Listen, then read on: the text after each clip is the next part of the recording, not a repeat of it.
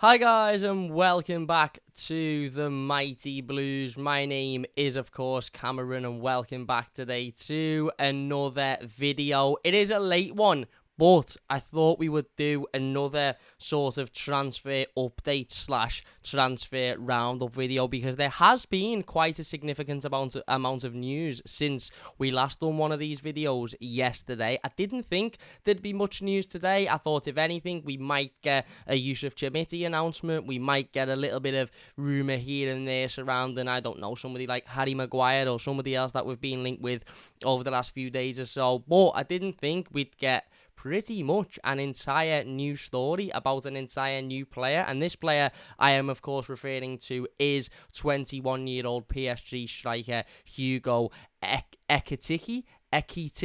I'm sorry if I've absolutely butchered that. Hugo Ekitike, the French youngster, has apparently caught the interest of Everton, and over the last couple of hours or so, according to Alan Myers, who of course is a fairly reliable source when it comes to Everton transfer news and rumours, Alan has tweeted out that Everton have submitted a bid for PSG striker Hugo Ekitike, and PSG are considering the offer. Fabrizio Romano, who of course is somebody else that is very, very reliable when it comes down to transfer news, he has stated that Everton are in talks over a loan deal with a buy option clause to become mandatory, but PSG want €35 million in total package for Hugo Ekitike. Negotiations will continue, early stages, and a lot of clubs are keen on the player. We then read from Sports Zone, who are a social media page, I believe a French social media page. They are the page that first leaked the news that Everton had an interest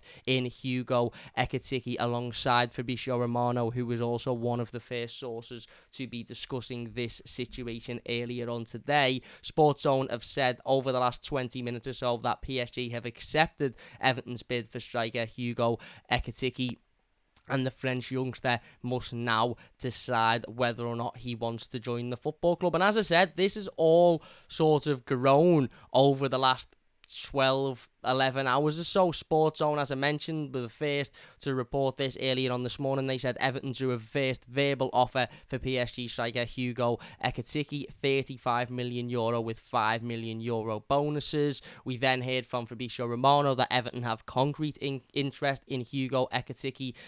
Told negotiations will take place over a loan deal with a buy option clause that can become mandatory. I'm not really sure what that means. Usually you have either an option to buy or you have an obligation to buy, so it's usually one or the other. I'm not really sure what an option to buy that can become mandatory means. Does that mean that it's an option, but if he plays a certain amount of games or he scores a certain amount of goals, then it becomes a mandatory? I'm not sure.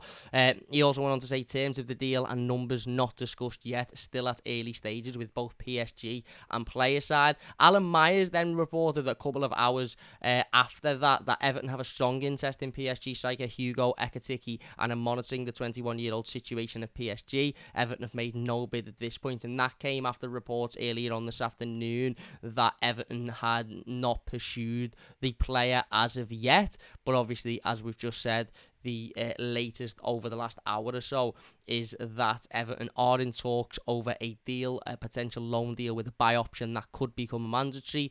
And as I said, according to Alan Myers, Everton have submitted the bid, and Sports Owner reporting that bid has been accepted. So, yeah. Interesting stuff. If we have a little look at the player, he is 21 years old, French under-21 international.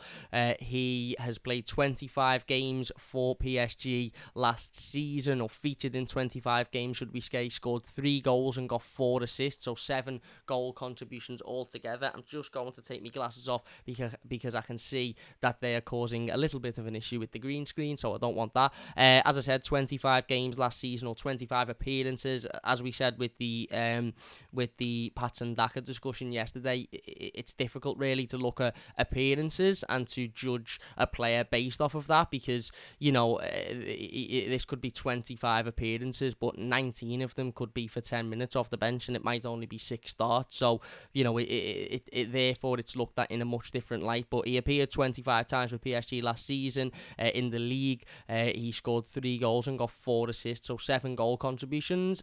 Again, would be considerably important to Everton Football Club. He played 4 times in the Champions League, 3 times in the Coupe de France, scoring 1 goal there. He did play for Stade Rennes before he joined PSG.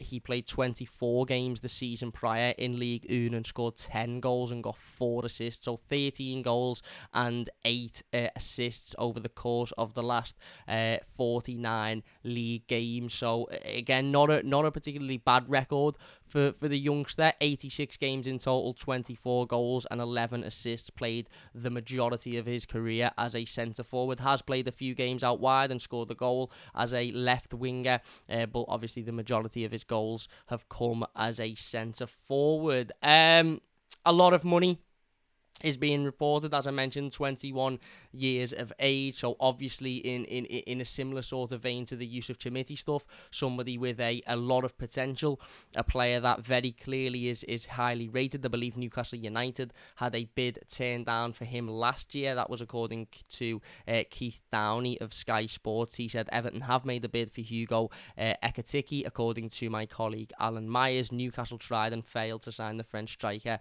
for much of last summer. So, again, a lot of people are massively praising Newcastle United and their business over the last sort of 12 months or so since their new ownership has come in to the football club. And, they clearly had a massive interest in the player, clearly wanted to bring him in, and unfortunately for them, couldn't get the deal over the line.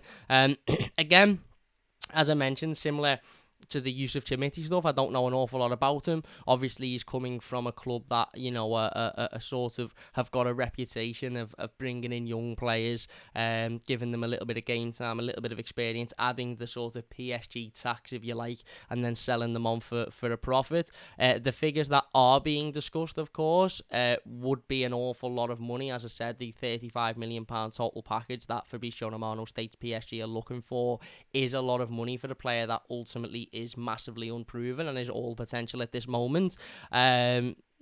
Sports Zone, who have reported that Everton have had a bid accepted, have not stated how much that bid is worth, whether that bid is a loan deal, whether that bid is structured so that it's, I don't know, might be 35 million, but it's paid over the course of 4, 5, 6 years. They haven't detailed that. They've just stated that a bid has been accepted.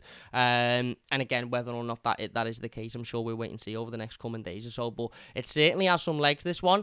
You don't really see the likes of Fabrizio Romano and Alan Myers tweeting it and reporting it if it hasn't got any legs.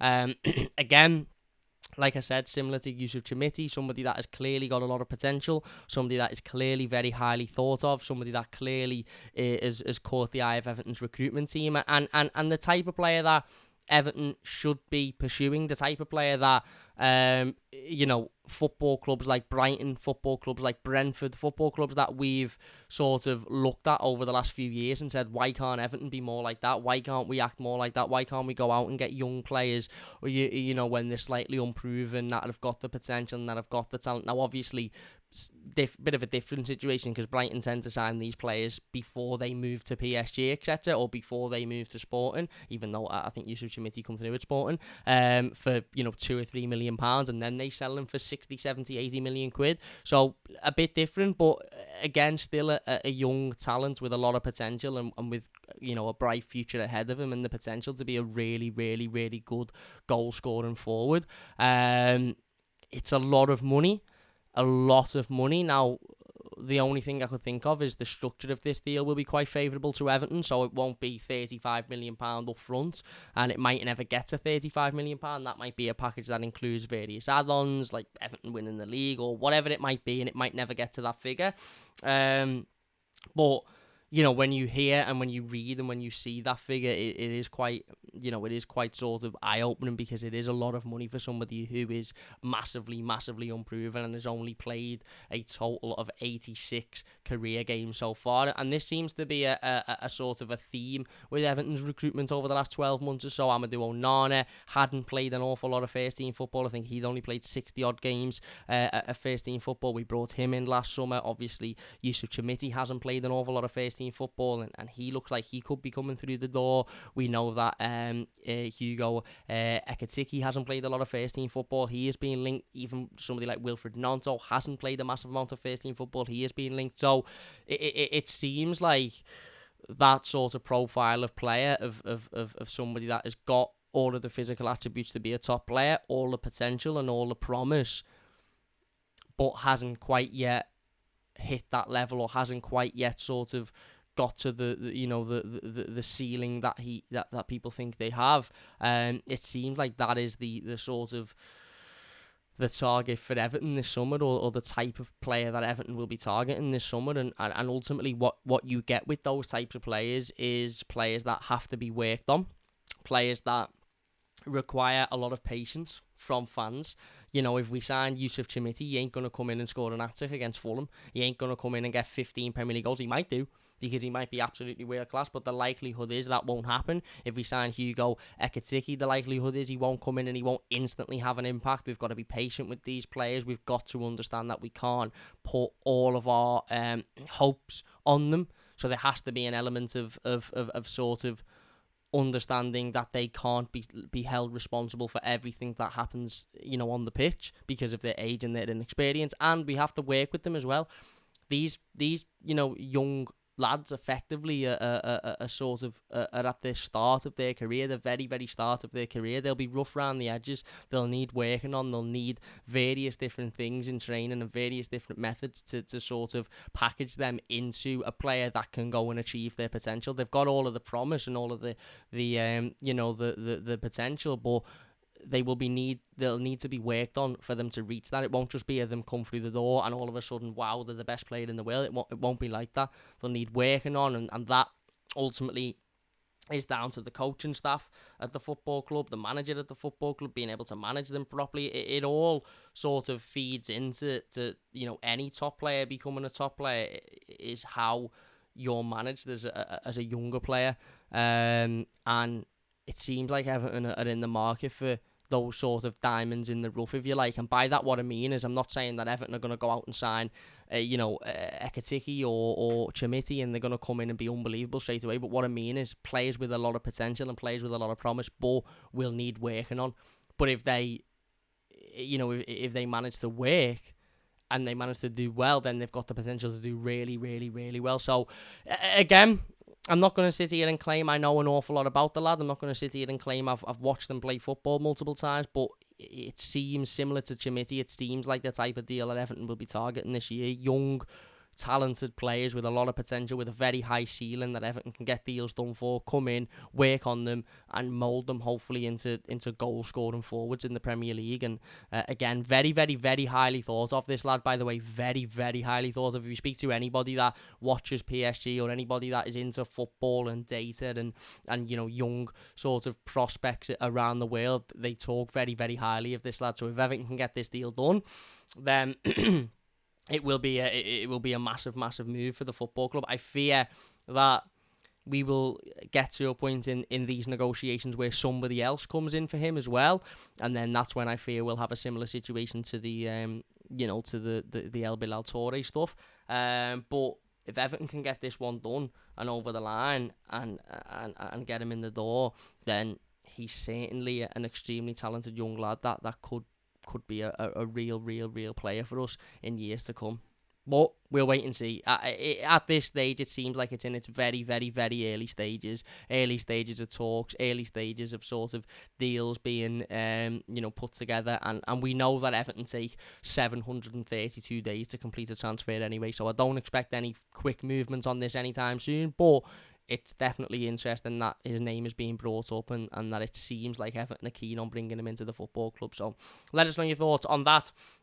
in the comments section down below. Moving on now, according to Jack Talbot, Everton are looking to revisit a move for Leeds United winger Wilfried Gnonto. Personal terms won't be an issue, with Everton laying the groundwork for the deal since last spring. Now that report was earlier today. I went to play football. Thinking, yeah, same sort of stuff with Gnonto. Everton won him in negotiations with Leeds. Leeds playing hardball. But if you remember, a couple of weeks ago, I said that I don't think the Gnonto deal will be done. I don't think Everton will sign Wilfried Gnonto. I don't think anybody will sign Wilfried Gnonto unless he pushes for the move himself.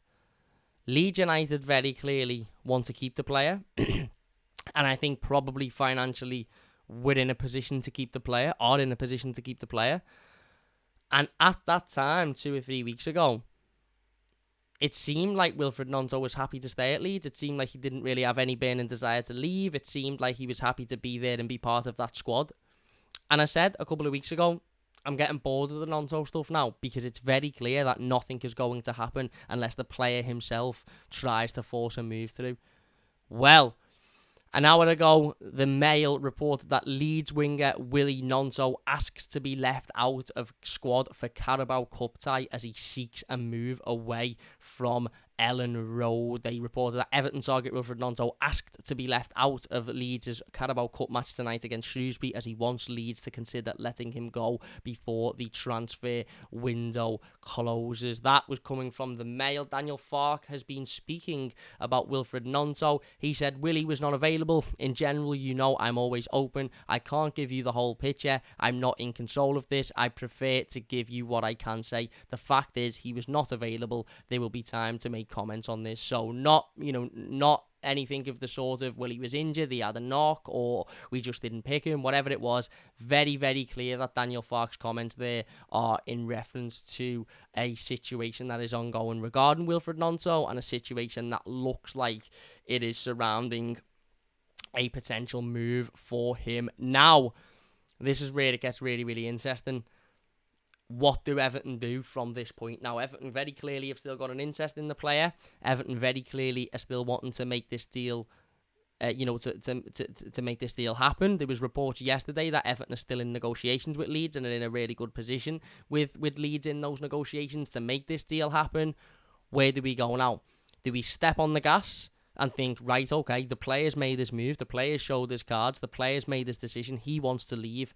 Now let's go and put some real pressure on Leeds United and say, well, he wants to move, so here's our offer. Do you accept it? Do you not accept it? Because Leeds last night might have gone, no, we don't accept that, because we're not in any burning position to sell him. We haven't got any burning desire to sell him, so no, we don't accept that. Whereas now, Leeds United might go, actually, do you know what? He doesn't want to be here. It's setting a bad sort of attitude in the dressing room. It's setting a bad example. We don't want a player that doesn't want to be here. Actually, do you know what? We will take that offer. And that's where Everton have got a decision to make. Do you go back in and say to Leeds, right, he clearly doesn't want to be there. He clearly wants to move. Whether this is being, whether Wilfried Gnonto has made this decision because of the interest from Everton, I don't know. There was also reports yesterday suggesting Burnley are interested in him and could bid for him. Again, he might have looked at that and thought that project with Vincent Kompany is a promising one. I don't know. But it's up to Everton now to make that decision. Do you walk away from it completely and go, well, we're already in negotiations to sign Ekitike from PSG, and we're already, on the verge of signing Chimiti, so we're not really interested? Or do Everton go balls to the wall, foot on the gas, right, okay, let's really ramp this up now and let's put some real pressure on Leeds, and knowing now that the player will also be putting pressure on the situation as well. Beforehand, Everton might have been thinking, well, if the player's just sitting there thinking, yeah, I'm happy here, to be honest, then what's the point? Whereas now Everton might be thinking, do you know what, maybe the player will push a little bit more now, a bit harder, and maybe that'll force Leeds' hand a little bit. We don't know. This is certainly going to be an interesting one, and certainly going to be one that I think will progress quite a lot over the next few days or so. Whether it's with Everton involved, I don't know, but I think we'll hear a lot more about Wilfried Gnonto leaving Leeds United in the coming days or so. Would you want him at Everton, would you still want him at the football club? Look, I think if Everton can sign Wilfried Gnonto, Hugo Ekitike, Arnold Danjuma and Yusuf Chimiti in the same transfer window, I think that will be quite a positive window in terms of attacking options. Don't get me wrong, I'd still want an experienced striker. Maybe we can go out and get Patson Daka on loan as well. That would be a great window for us. How likely is that to happen? I don't know. Can I see Everton spending 30 odd million quid on Gnonto, 30 odd million quid on Ekitike, and 20 odd million quid on Chimiti? Probably not. No, I think it would be either Gnonto or Ekitike, and maybe Gnonto has looked at the or has been made aware of the Ekitike stuff, and maybe he's gone, actually, do you know what? No, I want to move to Everton. I want that move, and I know that if Ekitike signs, I'm not going to get that move, so I'm going to try and force the hand a little bit. Who knows? It's all politics. It's all sort of it's all bits and bobs in football transfers, and it'll certainly be interesting to see where this one goes. Can I see us signing all three players? No, I can't. But it's definitely interesting that this has been thrown into the mix now, because it will certainly spice up the next few days in terms of the Wilfried Gnonto rumours, that's for sure. There you go. That is the latest transfer news and rumours. Let us know your thoughts on them in the comments section down below. We will be back, I'm sure, over the next couple of days with more news and rumours. So don't forget to hit that bell notification and hit that subscribe button if you haven't already. Big thank you all for watching. Please do leave a like on the video if you have enjoyed it. Subscribe to the channel if you are new. Up the toffees, and we'll see you later.